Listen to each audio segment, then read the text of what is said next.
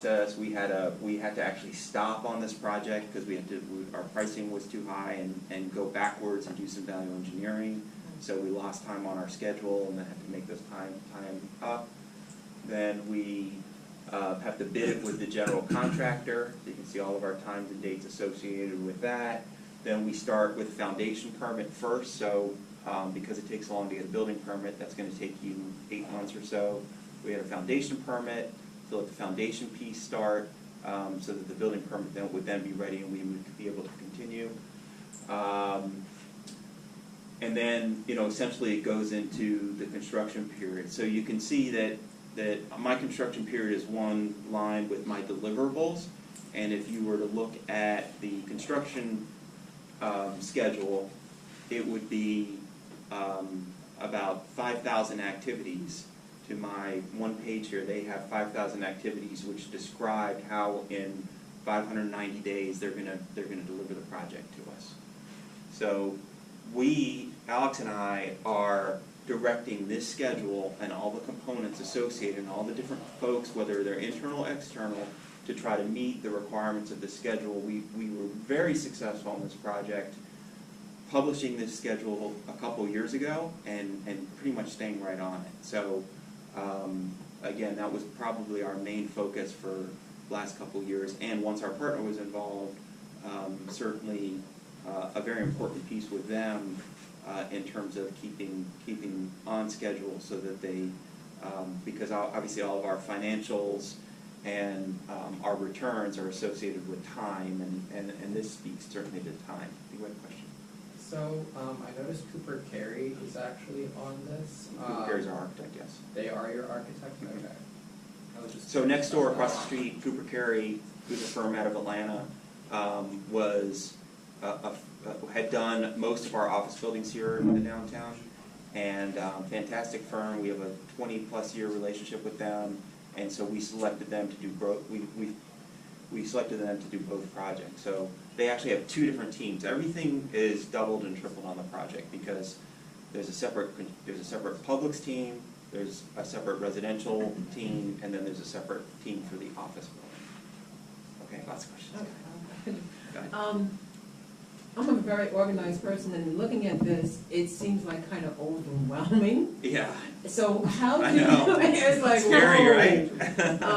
How do you take these various parts and then break them down to individuals that are responsible? Like we're going over the Gantt charts right now in class. Yeah. But you take this part, and then do you assign that, and then they have a full flow-out schedule themselves, or? Yeah, I assign as much as I can to whoever will take it. So, like, as an example, there is, so each one of these elements have different people involved. We have, so like on the publics process, myself and an individual, Jessica, you guys know Jessica, from our retail group, kind of attacked the Publix elements together.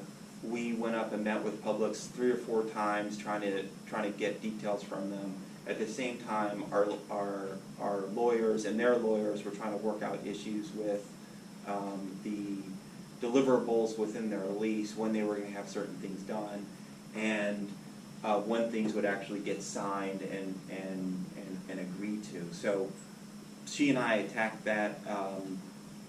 Then she decided to have a baby in the middle of the process, and Alex had to take over.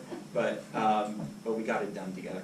So yeah. So then the city stuff. I do most of the city stuff. That pretty much falls on the developer to do with our land use attorney. Do most of that ourselves. On the bid and this part with Styles Construction, Doug Wallace from the org chart that you saw earlier, he and his team do bid it.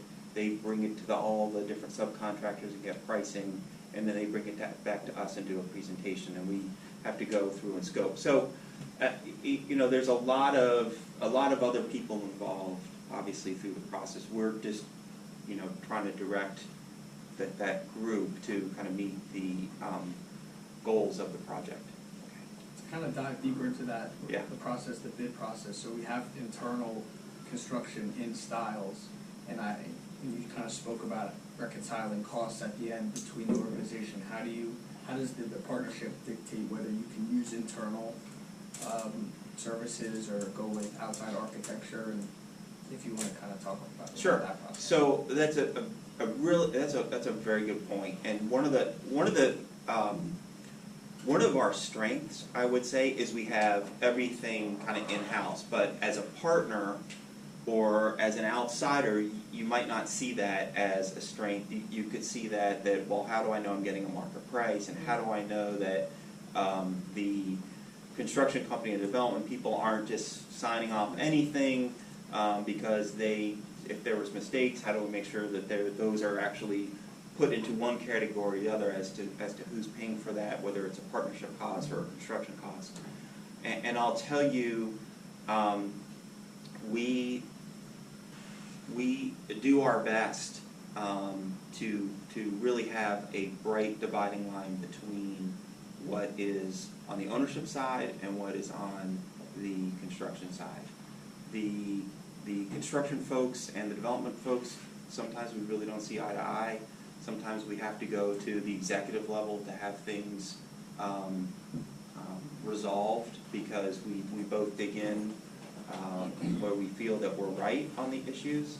However, the best part about it is performance, because the money might be one thing in terms of who's paying for this, that, or the other, but the performance at the end of the day is really one of the most important things that happens in the development process.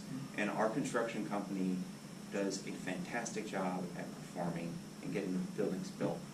Making that clear in the bidding process that, yeah, they might have it. Well, in the bidding process, we're going to subcontractors, okay? We're getting, 3 to 5 bids in electrical, let's say. They're bringing that to ownership. We're looking at the electrical bids together and saying, okay, we're going to use this, that, We or the being other. development or we being construction? Well, construction does it first, they bring it to development, but we do decide together if there's an issue to be discussed. Most of the time, we just let them, they're responsible for that. We have a price with them, they have to do it for that price. So they're responsible for going out and making all those decisions with all the different vendors and subcontractors. I mean, it's overwhelming the amount of items. Yes? During construction, you said you have to stop and reevaluate.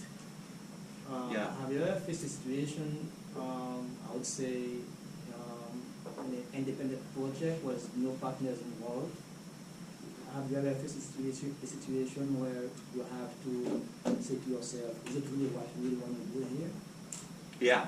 So we built the Publix at Biscayne and 18th. That was one of my projects, if you guys know that, in Miami.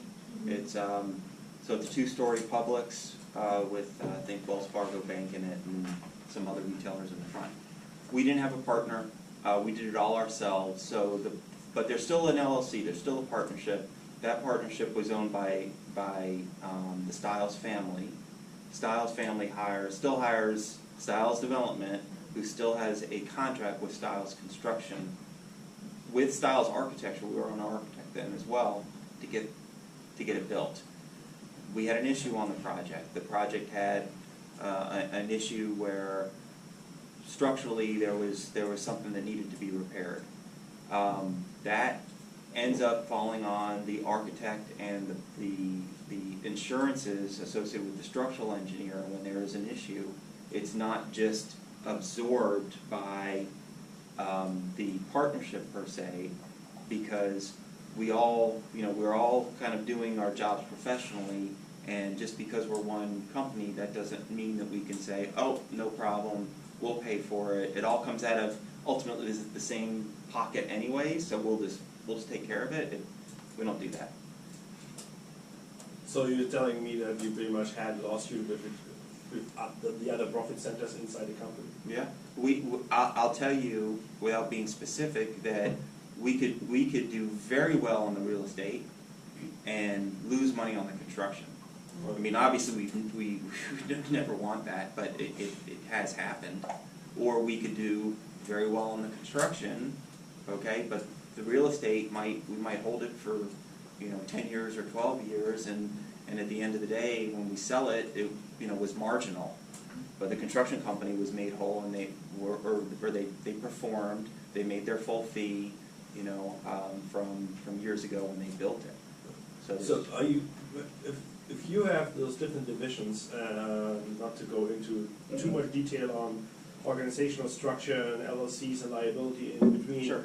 Are you actually writing between the different divisions and different contracts with, let's say, even deadlines and deadline penalties? Alex mentioned, hey, if you don't hit it to that specific day, you're in X, Y waters. Yes. So every contract, or I'd say most construction contracts that we have with ourselves have delivery deadlines, and then they have penalties. One of the reasons why they have penalties, now remember, there's an LLC that's actually contracting. So when Shorenstein and Stiles Properties, where Shorenstein is the managing partner, and Stiles Construction, which is a whole entity owned by the Stiles family, you want to have a delineated number for damages. Because if you don't have that number for damages, it opens up the possibility for, okay, well, you were late, and here are all the damages, right? Here's everything that possibly we could lump in where you affected the value of our property, contractor, and we're going to pursue you for the dollars. When you have a set amount, it's already agreed to. So it's in everybody's interest because of